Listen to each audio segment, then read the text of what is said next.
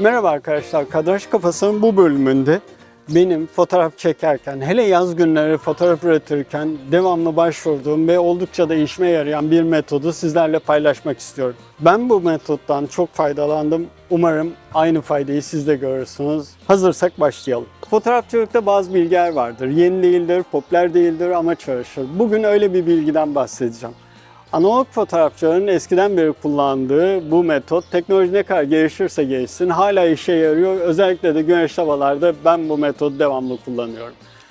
Biliyorsunuz güneşli havalarda ışığı makinamız bazen çok farklı yorumlayabiliyor. Eğer çok aydınlık alan varsa farklı bir sonuç, koyu bir alan, çok koyu alanlar varsa da farklı bir sonuç çıkıyor.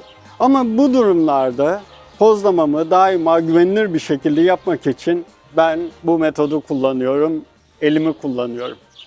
Evet, sol elimi. Şimdi bunu nasıl yapıyoruz? Gelin göstereyim.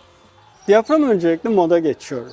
Burada kullandığım lensin sweet spot değerinde bir diyafram değeri belirliyorum ki bu benim için genelde 8 diyafram civarında oluyor.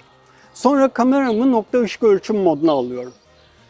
ISO değerimde mümkün olan en düşük değere getiriyorum. Şu an kullandığım makine için bu değer 100. Şimdi en önemli aşamaya geçiyoruz. Elime güneş ışığının doğrudan düşeceği açıda tutuyorum.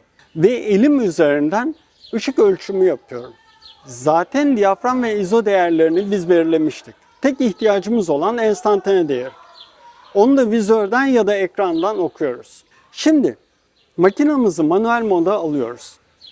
Sırayla enstantane, diyafram ve ISO değerlerimizi yaptığımız ölçüme göre giriyoruz. Hepsi bu kadar.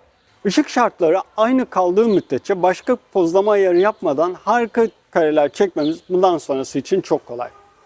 Buradaki mantık şu aslında. Ben kameranın sahnenin tamamına bakıp karar vermesini istemiyorum. Önce ışığın kendisini ölçmesini istiyorum.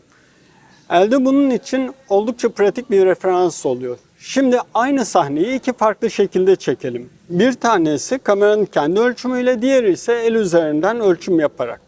Sonuçlara birlikte bakalım. Bu yöntemde dikkat edilmesi gereken önemli bir nokta var. Eliniz mutlaka fotoğraf çekeceğiniz ortamla aynı ışığı almalı. Eğer konu güneşteyse eliniz güneşte olacak. Konu gölgedeyse eliniz de gölgede olacak. Yoksa yaptığınız ölçüm doğru olmayacaktır. Bir de herkesin ten tonu farklı olduğu için kendi elinizde birkaç test yapmanız faydalı olur. Benim hoşuma giden taraf şu, yanınızda gri kart olmasa da olur. Çünkü her zaman çantamızda taşıdığımız bir ekipman değil. Ekstra ekipman taşımasak da biz elimizle bu ışık ölçümüyle referansımızı elimizden alarak fotoğraflarımızı istediğimiz pozlamada çekme şansına sahibiz.